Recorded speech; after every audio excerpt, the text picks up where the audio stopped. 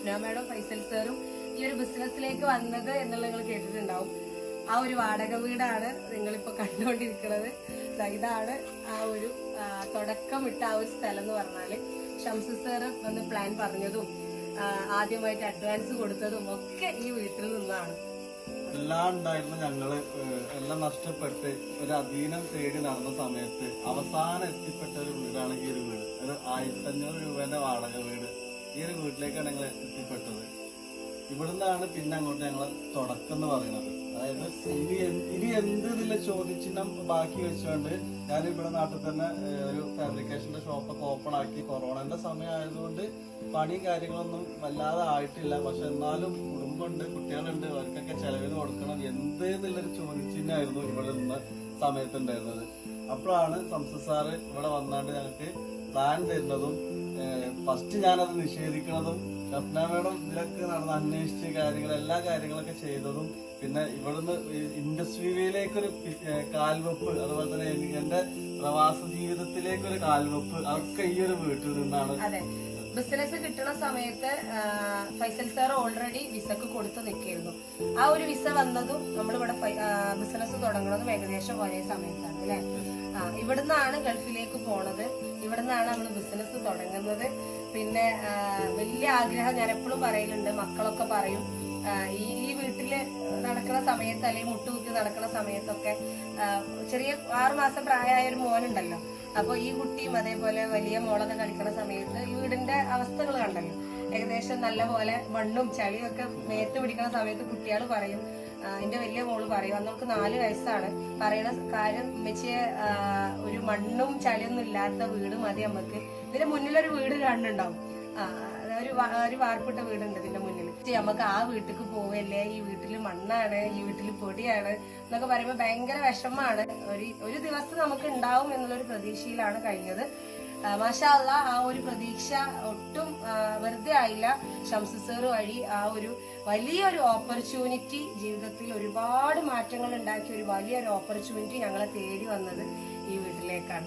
എനിക്ക് വേറൊരു ഓർമ്മയുണ്ട്, ഇവിടെ ഇരുന്നിട്ടാണ് ഫസ്റ്റ് ടൈം എങ്ങനെയാണ് പർച്ചേസ് ചെയ്യുക, എങ്ങനെയാണ് ഐഡിയ എടുക്കുക എന്നുള്ള കാര്യങ്ങളൊക്കെ സൊഫ്വാൻ സാർ എനിക്കൊരു സൂമില് എനിക്കും ഷംസു സാറിന് ഒരു ലിങ്ക് അയച്ചു തന്നുകൊണ്ട് പഠിപ്പിക്കണതൊക്കെ ഞാനപ്പോ ഇവിടെ ഇരുന്നിട്ടാണ് അത് അറ്റൻഡ് ചെയ്യുന്നത്. കുട്ടീനെ മടിയിൽ വെച്ച് ഇവിടെ ഇരുന്നിട്ടാണ് ഞാൻ അറ്റൻഡ് ചെയ്യുന്നത്. ഇതൊക്കെ ഭയങ്കര ഓർമ്മകളാണ്. ലീഡേഴ്സ് ആദ്യം വരുന്ന സമയത്ത് ഫേമസ് ആയിട്ടുള്ളൊരു സാധനമാണ് ഞങ്ങളെ ബാത്റൂം എന്ന് പറഞ്ഞാൽ. ആ ബാത്റൂമൊക്കെ വന്നിട്ട് ഭയങ്കരമായിട്ട് എക്സൈറ്റഡ് ആയി, ഞെട്ടിപ്പോയി ഇവര്. കാരണം വളരെ വളരെ വളരെ എത്രയോ വർഷങ്ങൾക്ക് മുന്നേ ഉള്ള ഒരു വീടാണിത്. ഇതിന്റെ ബാത്റൂം സെറ്റപ്പ് ഒക്കെ അങ്ങനെയാണ്. അപ്പൊ ആ ബാത്റൂം ഒക്കെ കണ്ടിട്ട് ഈ ബാത്റൂമിലാണോ ഇവര് പോണതെന്നൊക്കെ ചോദിച്ചിട്ടുണ്ട് മോർണിംഗ് മീറ്റിലൊക്കെ അത് ലീഡേഴ്സ് പറഞ്ഞിരുന്നു. പിന്നെ ഈ ബാത്റൂം ഈ വീടിന്റെ ബാക്ക് സൈഡിലായിട്ടാണ് വരുന്നത്. ഫൈസൽ സാറൊക്കെ രാത്രി നേരം വൈകി പണി കഴിഞ്ഞ് വരുന്ന സമയത്തൊക്കെ ഭയങ്കര പേടി. ഇവിടെ നോക്കിയാൽ നിങ്ങൾക്ക് മനസ്സിലാവുണ്ടാവും, ഭയങ്കര കാടാണ്. ആദ്യം ഇവിടെ ഫുള്ള് റബ്ബർ ഉണ്ടായിരുന്നു, ഇപ്പൊ റബ്ബർ വെട്ടിയതുകൊണ്ടാണ് കുറച്ച് വെളിച്ചം കാണുന്നത്. പന്നികളെ ശല്യം, പാമ്പുകള് തുടങ്ങിയിട്ട് എല്ലാവിധ പരിപാടികളും ഭയങ്കര പേടിയാണ് ഇവിടെ ഒറ്റക്കൊക്കെ നിൽക്കുന്നത്. ആ സമയത്തൊക്കെ നമുക്ക് രാത്രിയൊക്കെ ഒന്ന് ബാത്റൂം പോണെങ്കിലൊക്കെ പേടിച്ച് ആകെ ബുദ്ധിമുട്ടി ബാത്റൂമിൽ നിന്നൊക്കെ ഇറങ്ങി ഓടിയ ഒരു സിറ്റുവേഷൻ ഒക്കെ ഉണ്ടായിട്ടുണ്ട്. റബ്ബർ തോട്ടത്തില് ഈ റബ്ബറിന്റെ ഓണർക്കാണ് ഞാൻ ഫസ്റ്റ് ടൈമിലൊക്കെ പ്രൊഡക്റ്റ് ഒക്കെ കൊടുക്കാൻ ഒരുപാട് നോക്കിയത്. നമ്മള് കോഫി, ആളുടെ വൈഫിനും ഡയബറ്റിക് ആണ്, കോഫിയൊക്കെ കൊടുക്കാൻ നോക്കിയ സമയത്ത് എന്നെ ഭയങ്കരമായിട്ട് നെഗറ്റീവ് പറഞ്ഞ് തളർത്തിപ്പോയി. പക്ഷെ നമ്മൾ തളർന്നില്ല, നമ്മൾ അടുത്ത് തളർന്നു. ഫസ്റ്റ് ടൈം VOPയിൽ എക്സ്പീരിയൻസ് കിട്ടിയ സമയത്ത് ഞാൻ വീട്ടിലും ഒറ്റക്കുള്ളൂ, ചെറിയ 2 കുട്ടികള്. ഇവർ 2 പേരും സൗണ്ട് ഉണ്ടാക്കും. നമുക്ക് എക്സ്പീരിയൻസ് എനിക്കാണ് ഫസ്റ്റ് ടൈം അല്ലേ, ഭയങ്കര ടെൻഷൻ. ആ സമയത്ത് ഈ റൂമിൽ ഈ 2 മക്കളെയും ജസ്റ്റ് ഒന്ന് കുറ്റിയിട്ട് ഇവിടെ ഇരുന്ന് പെട്ടെന്ന് എക്സ്പീരിയൻസ് പറഞ്ഞ് തീർത്തൊരു ഓർമ്മ എനിക്കുണ്ട്. ഈ വീടിന് മഞ്ചാടി വീട് എന്ന് കൂടി പേരുണ്ട്. ഈ വീട്ടില് ഒരു മഞ്ചാടിമാരുണ്ട്, നിറച്ച് മഞ്ചാടി ഉണ്ടാവും. അങ്ങനെ നമ്മളെ റന്നമോള്, എന്റെ മൂത്ത മോള് ഇട്ട പേരാണ് മഞ്ചാടി വീട്. ഫസ്റ്റ് സെയിലും ഇവിടെ തന്നെയാണ് ചെയ്തത്, ഇതിന്റെ ഓണർക്ക് തന്നെയാണ് ചെയ്തത്. അത് എങ്ങനെ ചെയ്യുന്ന പരിചയപ്പെടുത്തണമല്ലോ, അതൊന്നും നമുക്കറിയില്ല. അപ്പൊ അതുകൊണ്ട് ഞാൻ ട്രിക്ക് കണ്ടുപിടിച്ചത് ഈ തെങ്ങുമല്ല കുറെ തേങ്ങ അടക്കൊക്കെ ഉണ്ടായിരുന്നു, അതൊരാളെ വിളിച്ച് ഇടിയിപ്പിച്ച് ഒരു വണ്ടി ഉണ്ടായിരുന്നു, ഒരു പൊളിഞ്ഞാടാനായ നാനോ കാർ ഉണ്ടായിരുന്നു, അതിൻ്റെ ഉള്ളിൽ കയറ്റി തേങ്ങയൊക്കെ ഇട്ടതിൽ അവിടെ കൊണ്ടുപോയി മൂപ്പരൊന്ന് സോപ്പ് ഇട്ടിട്ടാണ് 2 പ്രൊഡക്റ്റ് മൂപ്പരെ കൊണ്ട് വാങ്ങിപ്പിച്ചത്. അങ്ങനെ ഒരു എക്സ്പീരിയൻസ് കൂടി ഇവിടുന്നുണ്ട്. അന്നൊക്കെ പറഞ്ഞാല് ഒരാഴ്ച പണി ഉണ്ടെങ്കിൽ പിന്നെ 2 ആഴ്ച പണി ഉണ്ടാവില്ല, പിന്നെ 2 ആഴ്ച പണി ഉണ്ടെങ്കിൽ 1 മാസം പണി ഉണ്ടാവില്ല. അപ്പൊ അങ്ങനെയുള്ള സമയത്തൊക്കെ ഞാൻ ഒഴിവ് സമയങ്ങളിൽ ചെലവഴിച്ചിരുന്നത് ഇതാക്കുന്നത് നമ്മുടെ സുഹൃത്തിന്റെ ഒരു പറമ്പാണത്. അതില് വാഴ നട്ടിട്ടും അങ്ങനെയുള്ള പയറ് നട്ടിട്ടും അങ്ങനെയുള്ളതൊക്കെ കൃഷി ചെയ്തിട്ട് പയറൊക്കെ സംഗതി കിട്ടി. പക്ഷെ വാഴ ഒരു കൊല്ലം പോലും ഇതുവരെ കിട്ടിയില്ല. പക്ഷെ വാഴ കുഴക്കുന്നതിന് മുന്നേ ഞാൻ ഗൾഫിലേക്ക് പോയി. ഇപ്പൊ അതൊക്കെ അതിന്റെ തലമുറൊക്കെയാണ് ഈ കാണുന്നത്, നമ്മളെ അധ്വാനത്തിന്റെ തലമുറ. അതിപ്പോൾ അതേപോലെ തന്നെ കിടക്കുന്നുണ്ട്. ഫൈസൽ സാർ ആദ്യമായിട്ട് ഫസ്റ്റ് ടൈം ഗൾഫിലേക്ക് പോയി ആറ്റുനോറ്റ് ഇനി ഗൾഫ് ഉണ്ടല്ലോ എന്ന പ്രതീക്ഷയിൽ ഞങ്ങൾ വാങ്ങിയ വീടാണിത്. ലോണൊക്കെ എടുത്ത് വാങ്ങിയ വീട് തന്നെയായിരുന്നു. ഒട്ടും പ്രതീക്ഷിക്കാതെ പെട്ടെന്ന് തന്നെ കൊറോണ വന്നു. ഒരുപാട് ഫിസിക്കൽ പ്രോബ്ലംസ് വന്ന് സുഖമില്ലാതെ നാട്ടിലേക്ക് പോരേണ്ടി വന്നു. നേരെ ലോക്ക്ഡൗണിൻ്റെ സമയത്ത് വന്ന് ലോണെല്ലാം ഡബിളായി, പലിശ അടക്കാൻ കഴിയാതെ ബുദ്ധിമുട്ടി.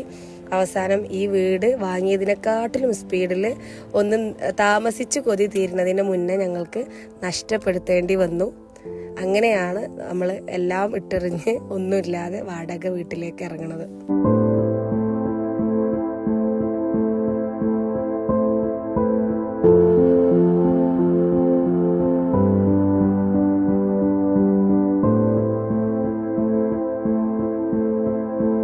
ഞാനൊരു സാധാരണ വീട്ടമ്മയായിരുന്നു എന്നുള്ളത് നിങ്ങൾ പ്രതീക്ഷിക്കുന്നതിലും അപ്പുറത്താണ്.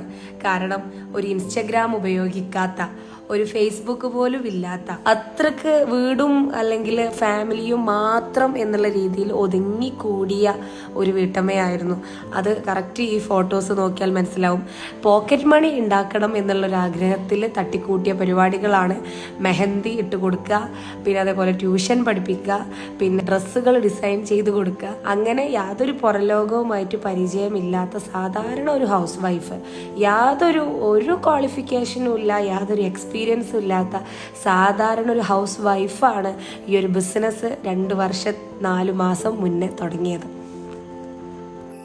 വന്ന വഴിയിലൂടെ തിരിഞ്ഞു നോക്കുമ്പോൾ നിങ്ങൾക്ക് ഇതൊക്കെയാണ് എനിക്ക് കാണിച്ചു തരാനുള്ളത്. ഒരുപാട് സ്ട്രഗിളും കഷ്ടപ്പാടും അനുഭവിച്ചിട്ടാണ് ഈ ഒരു ലെവലിലേക്ക് എത്തിയിട്ടുള്ളത്. നമ്മൾ പോലും സ്വപ്നം കാണാൻ പറ്റാത്ത ആ ലെവലിലേക്ക് എത്തിയിട്ടുള്ളത്.